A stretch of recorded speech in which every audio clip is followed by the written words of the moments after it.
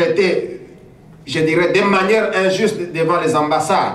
Vous arrivez avec votre ami, vous faites peut-être les mêmes business, peut-être vous êtes plus influent que lui, mais lorsqu'il suffit de demander un visa pour aller ailleurs, on accorde à l'autre, mais vous, on ne vous accorde pas. Mais alors que vos possibilités sont plus supérieures à celui à qui on a accordé le visa, tout simplement parce que la malédiction pèse sur vous. Alléluia. La malédiction vous réduit la valeur, la malédiction vous réduit la considération. Et c'est ce que j'étais en train de dire, qu'en tant que citoyen d'une nation, lorsque la malédiction pèse sur nous, notre estime est même perdue. Notre considération est partie. Notre valeur est partie. Parce que c'est là les fruits de la malédiction. La malédiction vient nous perdre l'éclat. La malédiction vient perdre la considération que Dieu nous a donnée à nos croyants. Alors que nous sommes supposés être image et ressemblance de Dieu. Nous sommes supposés vivre dans les desseins de Dieu. Nous sommes supposés être dans ce que Dieu a planifié pour nous. Mais malheureusement, à cause de la malédiction, nous avons perdu cet éclat. Tout ce qui était éclat devient flou. On ne sait pas voir, on ne sait pas nous considérer, on ne sait pas considérer nos dossiers, on ne sait pas même nous entendre. Nous disons que lorsque l'homme a péché, la mort est entrée.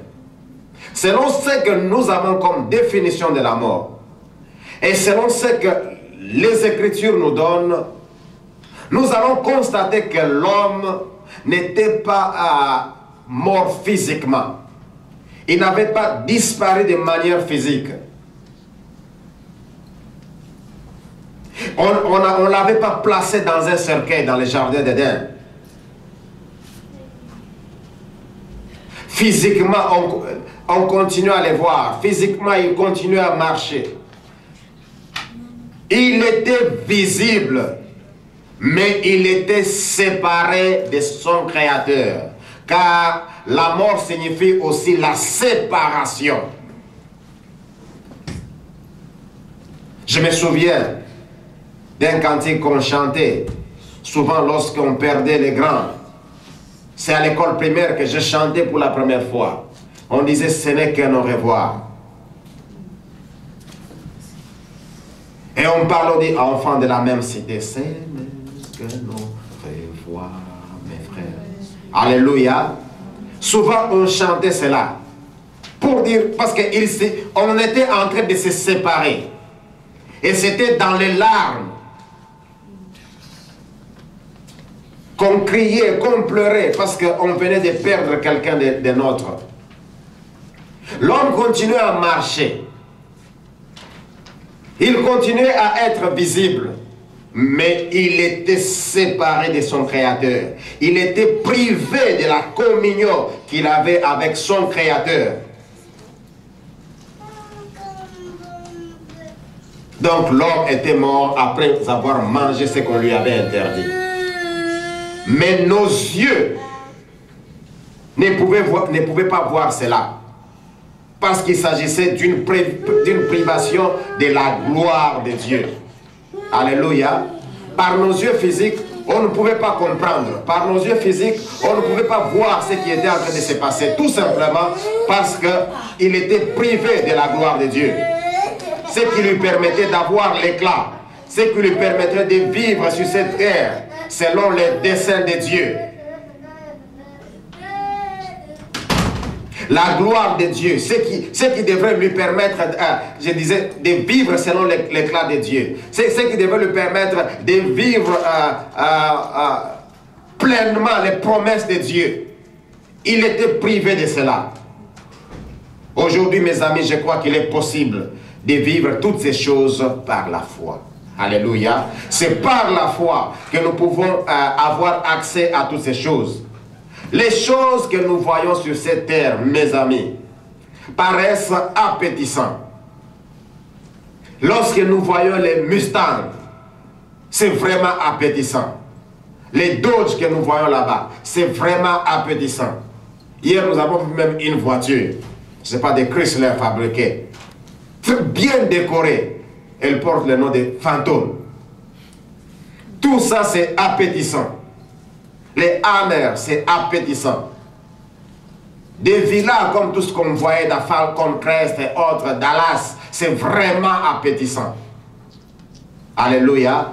Mais ce ne sont que des choses passagères. Car au-delà de tout cela, il y a meilleur que cela. Au-delà de tout ce que nous voyons, il y a meilleur. Je me souviens d'une histoire d'un riche, on nous parlait d'un riche qui avait demandé à Dieu que non, s'il te plaît, Seigneur, parce que tu m'as béni sur cette terre, j'aimerais que les jours que je mourrai, que je puisse apporter avec moi une partie de ma richesse, et spécialement l'or. Parce qu'il disait en tout cas, il ne pouvait pas se séparer de son or. Et surtout, tout ce qu'il a mené comme effort pour amasser cet or.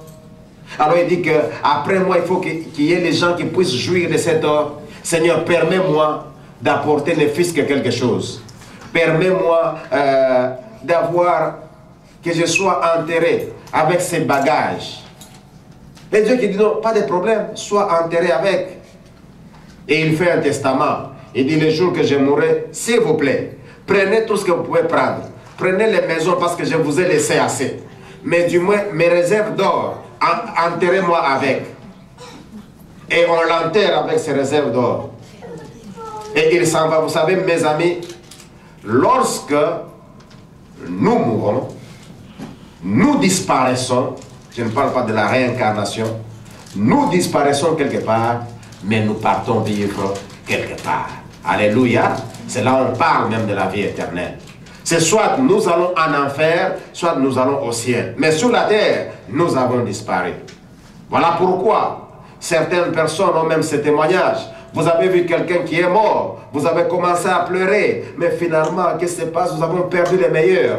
Parfois, la même personne que vous avez vu mourir, vous la verrez dans un songe pour vous dire, ne vous en faites pas, je suis très bien là où je me trouve. Alléluia. Et ce monsieur s'en va avec son collier. Après sa mort, il entre, heureusement. Il était déjà né de nouveau, il était sauvé. Après sa mort, c'est au ciel qu'il entre. On voit seulement quelqu'un vient avec son bagage là, son sac qu'il portait. Et tout le monde commence à les regarder. Il dit, c'est quoi? Pourquoi tu viens ici trop chargé comme ça? Monsieur dit, non, non. Vous savez, là, j'avais beaucoup d'argent. J'avais beaucoup d'or sur la terre et j'ai demandé quand même que non, les jours que je mourrai, que je vienne avec ma partie. Parce que les gens là sur la terre n'ont même pas travaillé. Je devrais leur laisser tout ça. Pourquoi je me suis dit non, non, que je vienne quand même continuer avec la partie de ma richesse ici. Alors on dit, mais non, ce que tu as amené ici, c'est ça notre terre. Nous marchons dessus chaque jour.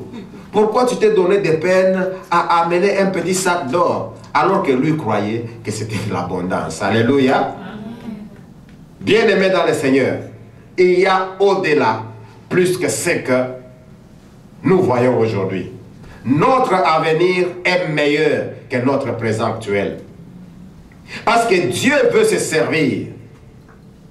Dieu veut se servir de nous sur la terre afin de montrer que la Bible n'est pas une histoire, que la Bible n'est pas un ensemble de proverbes, que la Bible est différente des aventures de Tintin Milou, mais la Bible est la vérité, la Bible est la vie. Alléluia. C'est ce que Dieu voudrait démontrer lorsqu'il veut nous bénir sur cette terre. Et pour accéder à cela, ce n'est que par la foi. Alléluia. Dieu voudrait démontrer à ceux qui ne le connaissent pas qu'il existe, qu'il est Dieu et qu'il est en train d'agir. Dieu voudrait prendre comme échantillon ta vie. Dieu, dis avec moi, je suis l'échantillon de Dieu. Oui, Dieu voudrait te prendre comme échantillon aux yeux des gens qui ne voient pas, pour faire comprendre aux autres que la restauration est possible, que la transformation est possible, que la bénédiction est possible, que rien n'est impossible à Dieu. Il veut se servir de toi Pour toi, tu es un échantillon dans ses mains.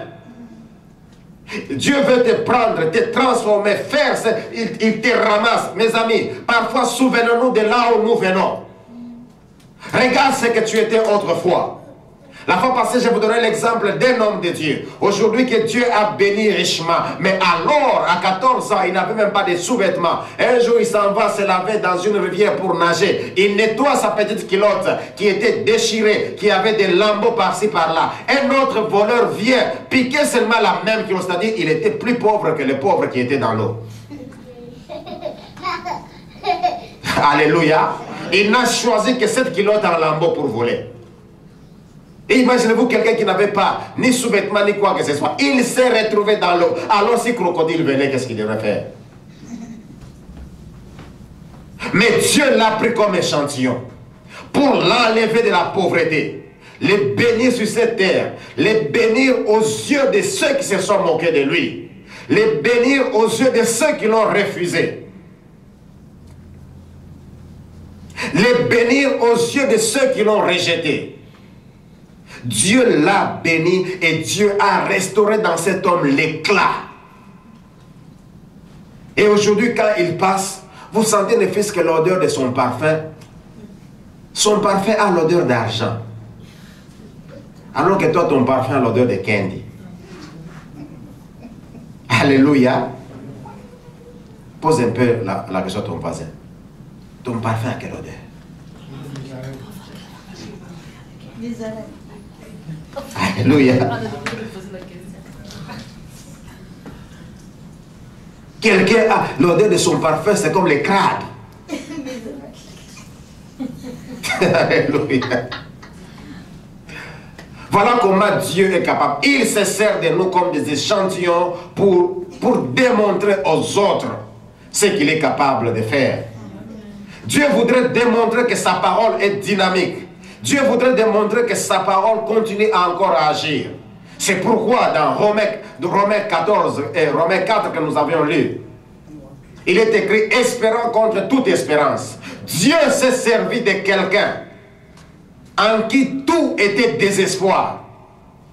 Tous les mécanismes possibles d'avoir un enfant étaient désespérés.